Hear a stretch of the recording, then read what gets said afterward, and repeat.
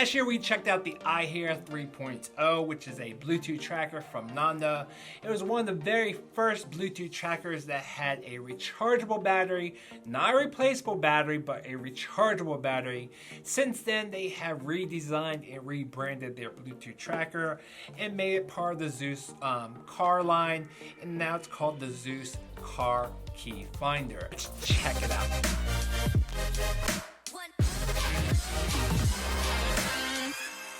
Let's get this started. It is the ZUS Car Key Finder. Like I mentioned earlier, it has a rechargeable battery, which we will talk about. It has a loud volume of 85 decibels, which we will definitely test. And it has a top rated app. Unfortunately, it is not the same app that all the other ZUS products work with. You know, it's all incorporated.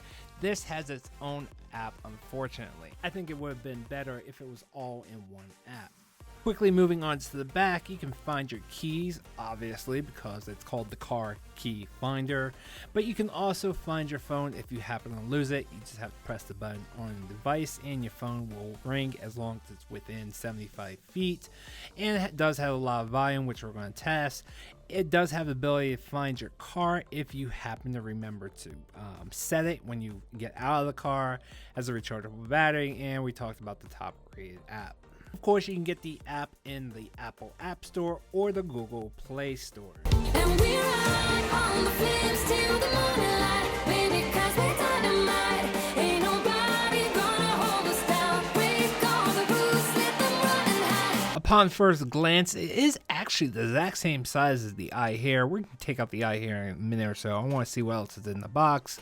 This is a micro USB wire, and then you got the user manual. On the very top, you do have the key ring hole, but they do not supply a key ring, unfortunately. A lot of these companies stopped doing that. I don't know why. And then at the very bottom, you have the micro USB plug. And then you have the light on the very front next to the push button. And then on the back, you do have your speaker hole. And now size-wise, I'm going to be breaking out my measuring machine, Go-Go Gadget Measure, whatever it's called. And it's about 35, 36 millimeters in each direction, which is actually just the exact same size as the iHere 3. I thought it was a little smaller, but it's not. Put it side by side and it's exactly the same. Now, as you can tell, it is definitely a lot thinner, and measuring the original iHere 3.0 is at 9.36 compared to the ZUS Key Finder at 7.21. So they actually made it thinner by 2 millimeters. Good job, Nonda. Good job. As I mentioned earlier, the Key Finder does not use the ZUS app. It really should, because all the other ZUS products use the same app, and it's really nice to be able to use just one app. The car finder feature is actually part of the cigarette lighter or the car charger. You have a mileage log. You have all these different products all into one app, but unfortunately they did not tie the key finder into the ZUS app, so you have to go back into the App Store or the Google Play Store and download the Car Key Finder app. Once that's done, download it, go ahead and open it up, and now it's time to connect it, which is really easy to do. You just need to hold the button down for 5 seconds and it will automatically connect.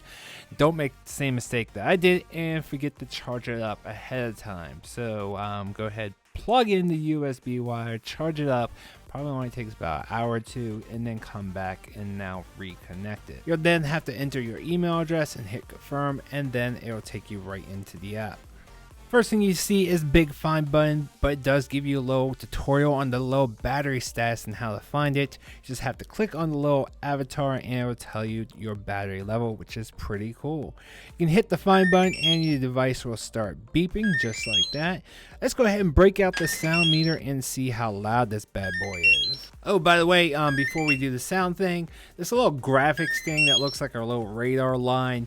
Don't be fooled by that. It doesn't give you directions or how strong the signal is. It's just a graphic that looks cool, but really doesn't do anything, so don't be fooled. And now for the sound test. To be consistent and fair to all my reviews of Bluetooth trackers, I'm going to put the sound hole up, and let's go ahead and see what this thing can do.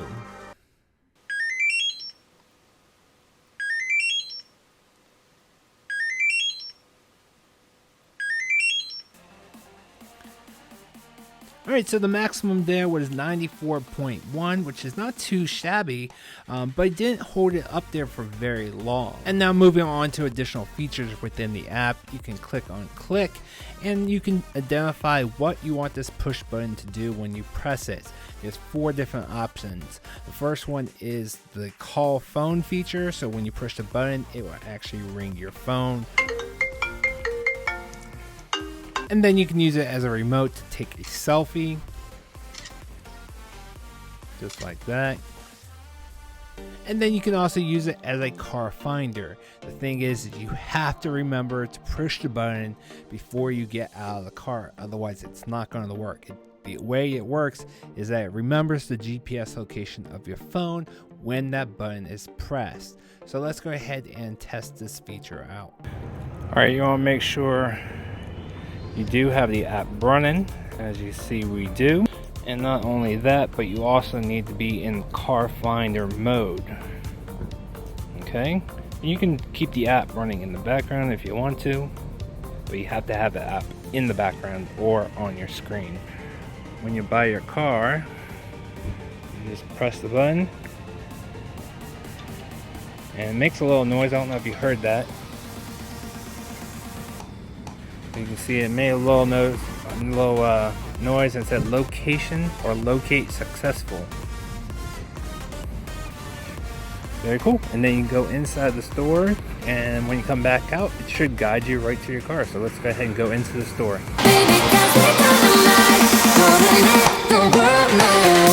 Now, coming out of the store on the right side, but I know I parked on the left side somewhere.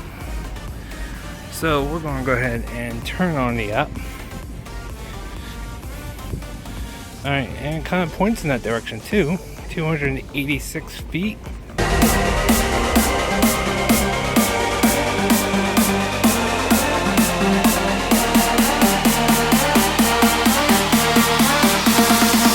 Saying as soon as I got under 50 feet, it's saying it's right here. This is where it gets difficult. So it's around here somewhere. I don't see my car anywhere.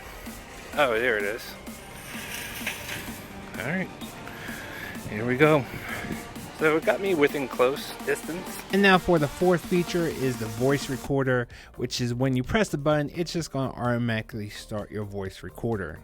Hi, this is a test of the emergency broadcast system. This is only a test. And now for the playback. This is only a test. If you click on the top right, you can change your avatar or change the name of your device, and you can also turn on separation alarm. Now, what this is a separation alert. So if you leave one of these behind, if you leave your phone or your keys behind, they're both going to ring. That works just simply by the Bluetooth connection disconnecting. Now, you do have to account that there will be times when it's going to be within Bluetooth range, but the Bluetooth connection disconnects and those alarms are going to go off.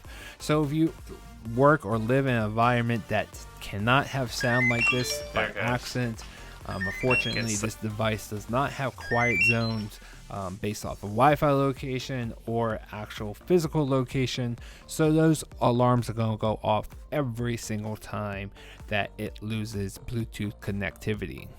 And now I would like to do a test I do with all my Bluetooth tracker reviews, and that is to test the ability of it to ring the phone without the background app running in the background on iOS devices. So let's go ahead and show that it can work with the app running, of course. You can press it once to find it, and then you can press it again and it will shut off. Now let's test it with the app running in the background. Alright, the app is in the background. Let's press it. There we go. And you can press it again and it shuts off. This time we're going to shut down the app completely. And we're going to ring it. And we get nothing. But sometimes it does take a couple minutes for it to recycle, turn back on. So we'll come back in about 2 minutes. It's been a couple minutes. Still nothing. Alright, we are back. It's been, 20 minutes or so. We're going to double press it.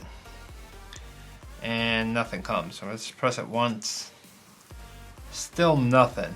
Unfortunately, it doesn't work without the app running in the background on iOS devices, but let's go ahead and check this out on Android for my Android viewers. Once you download the app and install it, go ahead and open it up. You'll have to accept a couple things. Who knows what it actually really means. You're probably signing away one of your firstborn children. Just kidding. Then the app will start up, and as you can see, it's very similar to the Apple app. There might be a couple of different graphics, but once you get into it, it's really the same. You want to hold the button down on the device for 5 seconds so it will connect with your phone, and then it will automatically connect and you're up and running. So let's go ahead and test this out. Let's go ahead and ring it first with the app running. And it's ringing.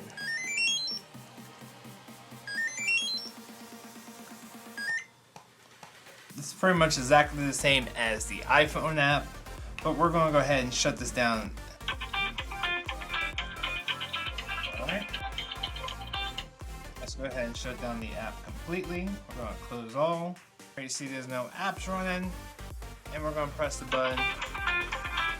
And as you can see, it does ring. So unfortunately, you do need the app running on iPhones, but if you have an Android phone, it should work without the app running in the background. Unfortunately, you do still need it installed on your phone. In a nutshell, I do like the ZUS Car Finder for the price and because it's rechargeable. There are other brands out there that are not rechargeable and they charge twice as much. There's also a brand that has a replaceable battery but costs twice as much. So if you just want to be able to find your keys and have something that's rechargeable that you don't have to replace batteries, this is definitely a great option for you. Now, there are a couple of things I do wish they would fix. One, I think it should run without the background app running on iOS devices, and I think it should all run within one app. So all the ZUS products should only use one app. Unfortunately, there is a second app just for this one product. It would be nice if it was all incorporated into one app. As far as the battery goes, unfortunately, I can't tell you how long it's going to last. I haven't had it long enough, but I will update my pros and cons list on my website. If you want to check out my full pros and cons list, check out the website. Link is right up there or down in the description below. Alright guys, let's wrap up this video. I will be leaving affiliate links down below where you can pick up this product. And of course, if I come across any promo codes or discount links, I will put them in the description below and also in the comments for you to find. Make sure you check out these other two ZUS product review videos. I will put the tire sensor up there and the backup camera right there. If you're brand new to my channel, thank you for watching. Make sure you subscribe for great new content.